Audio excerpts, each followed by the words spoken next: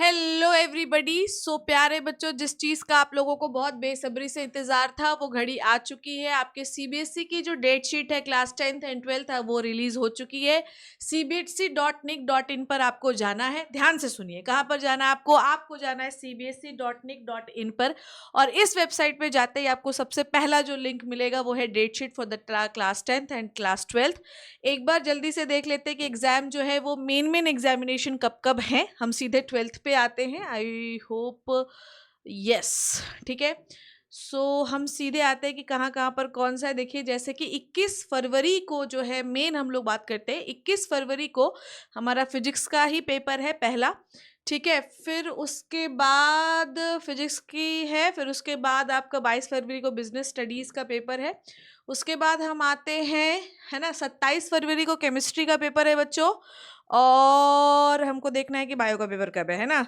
Bio bio bio bio bio bio bio bio 8 मार्च को है आपके मैथ्स का पेपर, ठीक है। फिर उसके बाद जो है 11 मार्च को आपका इंग्लिश का पेपर है, ठीक है। उसके बाद आपका 15 मार्च को हिंदी का पेपर है।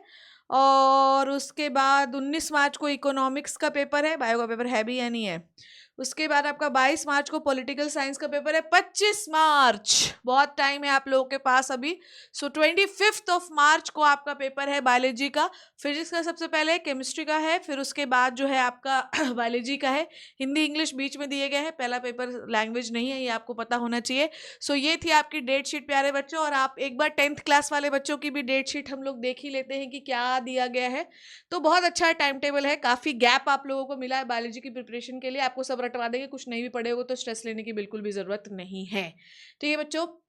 सो इनका है ऐसा, भाई सैटरडे को एग्ज़ाम शुरू है, ठीक है। और इनका सबसे पहला पेपर जो है वो इंग्लिश दिया गया है। 10th वालों का सबसे पहला पेपर इंग्लिश दिया गया है। उसके बाद जो है 22 फरवरी को साइंस का पेपर दिया गया है। उसके बाद 25 फरवरी को सोशल साइंस का पेपर दिया गया है।